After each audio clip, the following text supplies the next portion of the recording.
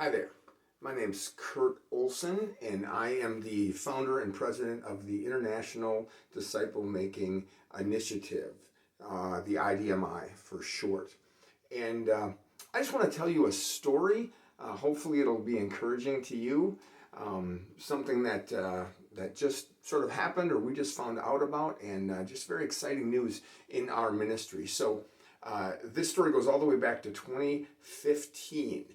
In 2015, Carrie and I took our boys to South Dakota, to the Black Hills of South Dakota for a vacation. And as we were driving into Keystone, we were coming from Mount Rushmore down into Keystone, South Dakota. We saw this big building on the side of the mountain, or on the side of the hill there, and it was cool, all this timber frame and kind of gold colored building, and we thought, I wonder what that building is for. And literally in front of the building there was a banner hanging on the retaining wall that said whatsitfor.com. So a lot of people must have been asking the question, what's that building for? So we were already into disciple making. We were already, the Lord had put us on this path of making disciples who make disciples anywhere, everywhere that He leads us. And so Carrie Googles, I'm driving, and she Googles whatsitfor.com and literally starts reading, this is the Keystone Project's training center. The purpose of it is to make disciples who multiply around the world. So it was just right in line with what the Lord was already showing us, what the track that He had us on. And so Carrie and I actually drove out on Father's Day weekend that year. Just a couple of weeks after our vacation, we went out and spent the weekend with the people at Keystone, Richard Green and the other people there, just to get to know them better, make sure they weren't, kooky, kooks, and they turned out to be wonderful people who love the Lord and are seeing His kingdom advance around the world. Well, the Keystone Project does these trainings that last for a month. And so those of us, or those of you who knew us in 2015 might remember Carrie and I taking our youngest two boys and going out for the entire month of October, going out to South Dakota, to Keystone, and staying in one of their hotels in the off season and being trained and learning everything we could from the Keystone Project and from Richard Green. Well, while I was there, because I do international training, they put me in a group with the Africans from Northwest Africa. Mostly Nigerians were in the group that I was part of. And there was a gentleman in that group named Douglas. And Douglas Chukwuike, I hope I'm saying that right, Douglas. And Douglas asked me to come to Nigeria and train his people. He wanted me to come on Easter weekend. And so I went there. The following year would have been probably 2016, and I did our full training on how to make disciples that know how to disciple nations, and they were excited about it, but for some reason they weren't able to implement. They just didn't quite get it to get off the ground and get rolling. I'm sure they were busy with all their other ministries, and then they had me come back again in 2017, and then again in 2018, and in 2018, the Lord showed up. Like in 2016, 17, it was as if, they were excited about it. They wanted to put it into practice, but there was some disconnect and it wasn't happening. And I was even thinking to myself, why am I going back here again and again and again if they're not able to put it into practice? But the Lord knew what He was doing. And so in that third trip back there, I believe it was 2018, could have been 2019, I kind of lose track. We had a period of time where there was a lull in our schedule, and so Douglas, again, I'm back at his place in the city of Enugu, Nigeria, for the third time, and we had some downtime, and so he wanted me to go out to this prayer mountain. There was a woman who's got the gift of prophecy, and he said, you want to meet her and let her, pray over you, and go see this prayer mountain. She literally has a mountain with little prayer stations all over it. People can go out there and just sit and pray. As you walk these trails, there's little places to stop and pray. And so we went there, and the woman wasn't there, but she was going to be back in a couple of hours. So we decided to wait for her. And while we were waiting for her, the weather changed on us. It started to rain. And if you've ever been in Africa, especially in the rural parts of Africa, the roads are usually dirt. Often they're clay. So when clay gets wet, it gets kind of slippery. If you've ever worked with a potter's wheel, you know what I'm talking about. And so we met with this lady. Ended up taking way longer than we thought, and then we're leaving, and it's raining, and it's muddy, and we're driving through this sort of a street market place, and there's people everywhere, and they're covering themselves up from the rain. And Douglas tells the driver, "Stop the car! I think I know that man." And I'm thinking to myself, "It's pouring rain. How can you even tell if you know this guy?" But sure enough, it was a guy that he knew, and he said, "Let's give him a ride to get him out of the rain." So he pulls the guy in the car out of the rain. And we start talking, and he introduces me and this ministry about disciples and making disciples who make disciples, not just making Christian church members who are oftentimes passive spectators, but actually making disciples who know how to disciple their world. Jesus trained his guys so they knew how to disciple nations. And so this guy got excited. This guy we picked up in the rain got excited, and he said, "I'm the assistant to a man who is an advisor to the governor." And he said, "I think that man would like to come and hear what you're talking about." So that evening, he waited at his boss's office, and he told him, "Boss, you've got to come and you've got to hear this talk about discipleship this evening."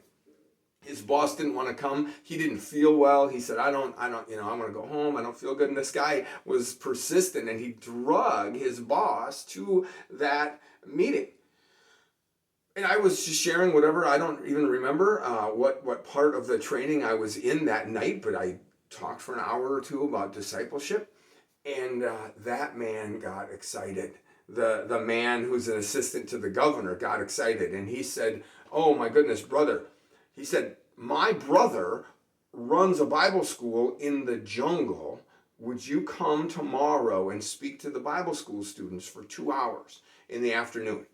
And we had free time in the afternoon. I had to speak in the evening back in Enugu, but I had time to go out to the jungle during the day. So I said, "Sure, I'd be happy to do that." And so it was a 3-hour drive out into the jungle on a dirt road. Sometimes we're literally driving through little rivers that run across the road. And we finally get to this Bible school. And I've only got 2 hours to talk to these students, but there's maybe 200 students in the room. So I thought, I'll never see these people again.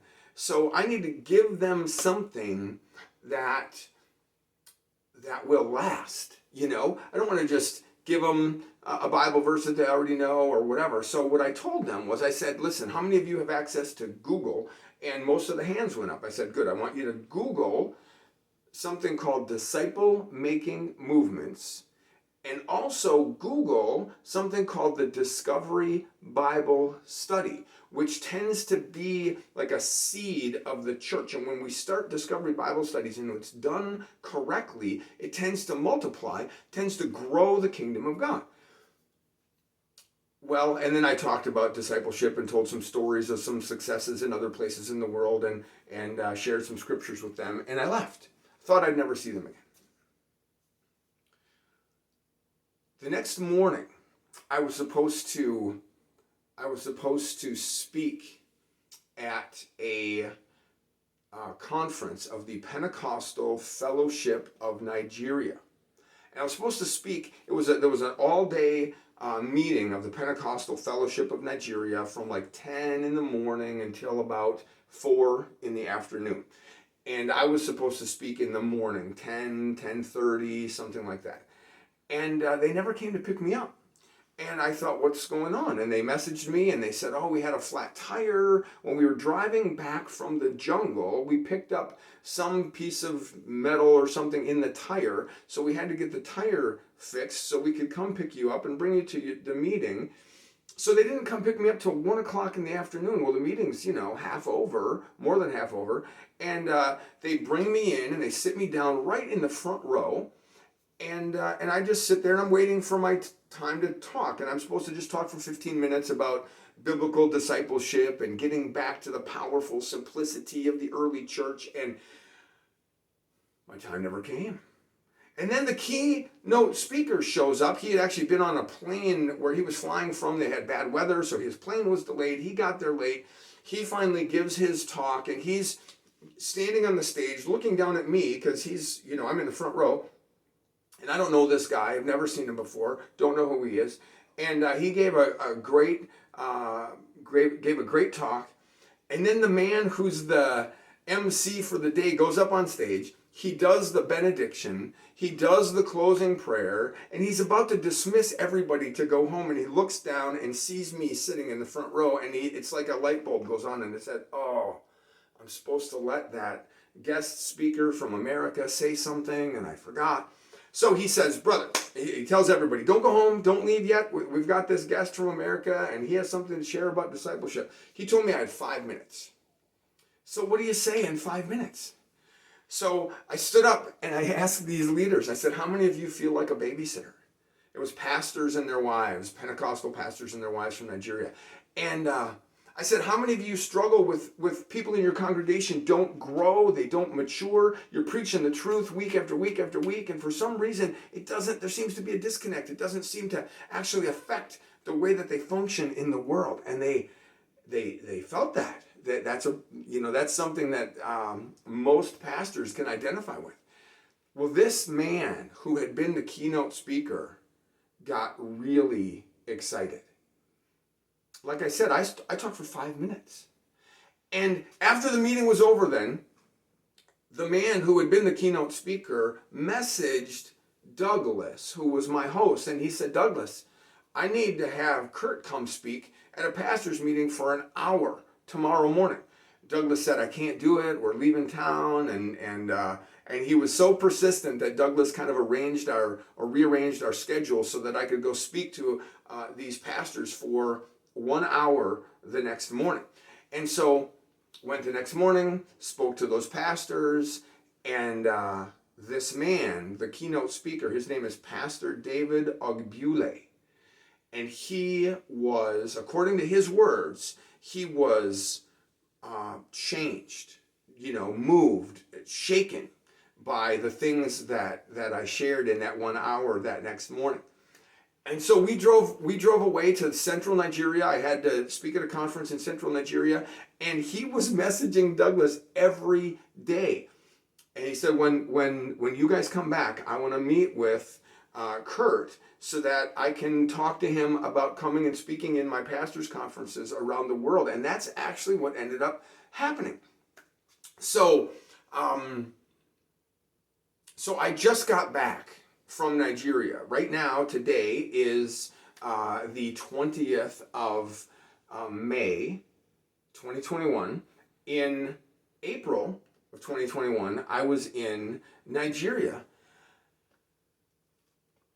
And what I found out blew my mind. Now, when COVID first happened, when the lockdowns happened, the whole worldwide lockdown and the churches can't meet, they messaged me from this church in Nigeria, and they said, brother, thank you for teaching us about biblical discipleship. Thank you for showing us the Discovery Bible Study, because this is what we needed. This prepared us for the COVID lockdowns, because everybody knew how to be the church in their homes, in their workplaces, how to be the church 24 hours a day, 7 days a week, not just to go to church 1 or 2 hours a week, 1 day a week. Now, what I didn't tell you is that Pastor David had started his own denomination decades earlier. It's called Dominion City Church. You could look that up online. And they have thousands of congregations around the world, in Europe and in Canada, North America, Africa, Asia, and in those thousands of thousands of churches, congregations, in those thousands of congregations, they have maybe up to 1 million members. And what blew my mind was when I was in Nigeria, just April 2021, I met with many pastors from Dominion City Church, and every single one of them told me that during the lockdown, that their congregation size actually doubled. One of them, Pastor David himself, told me that his congregation in Abuja quadrupled in numbers, and these aren't just numbers of passive spectator Christians, these are numbers of multiplying, reproducing disciples. And so how exciting that the Lord used that connection that happened years earlier so that he could save hundreds of thousands, maybe up to 1 million people came into the kingdom of God through Dominion City Church, because the church had trained all their pastors to train all their people to be disciples who multiply, not just passive spectator Christian church members. Isn't that exciting? So think about this. If we hadn't seen or if we hadn't gone on vacation in South Dakota, we wouldn't have learned about Keystone. If we hadn't learned about Keystone, we wouldn't have met Douglas. If we hadn't met Douglas, then we wouldn't have been invited to Nigeria. If we weren't invited to Nigeria, we wouldn't have gone to the prayer mountain. If we hadn't gone to the prayer mountain, we wouldn't have met the guy walking on the road. If we hadn't met the guy walking on the road, we wouldn't have met his boss. If we hadn't met his boss, then we wouldn't have gone to the Bible school. By the way, those Bible school students, in just 3 months, 5 of the 200, I don't know about the rest, the other 195, but 5 of them started 31 churches in 3 months because they studied disciple-making movements online, they studied what is the Discovery Bible Study, and they began making disciples using the Discovery Bible Study and multiplying disciples all around that area in Nigeria. So if we hadn't gone to the Bible school, we wouldn't have gotten a flat tire. If we wouldn't have gotten a flat tire, I would have spoken in the morning and left, and I would have never met Pastor David. But if I hadn't met Pastor David, then I wouldn't have taught discipleship in all of his pastors' conferences and shared about the Discovery Bible Study and connected him with resources and books, and Dr. Ed Gross, who wrote the book Disciples Obey, which has been powerfully impactful in that denomination. And all of those things so that God could, during COVID, bring hundreds of thousands, maybe as many as 1 million people into his kingdom, not through the trained professionals, but through the ordinary, everyday disciples of Jesus. If you want to learn more about this, do your own research, look up disciple-making movements, look up the Discovery Bible Study, begin to put that into practice in your own life, and if you want to get trained, then you can contact us here at the IDMI, theidmi.org. You can email me, Kurt, at theidmi.org, or you can also contact the Keystone Project. They're a partner ministry, and they do a fantastic work as well. And ultimately, we want to see every single one of us reach our full potential for Christ, make as many disciples who also make disciples as we can with our lives, so that when we meet Jesus one day in the not too distant future, we will hear him say, "Well done, good and faithful servant." God bless you. I look forward to sharing another story with you in the near future. Bye-bye.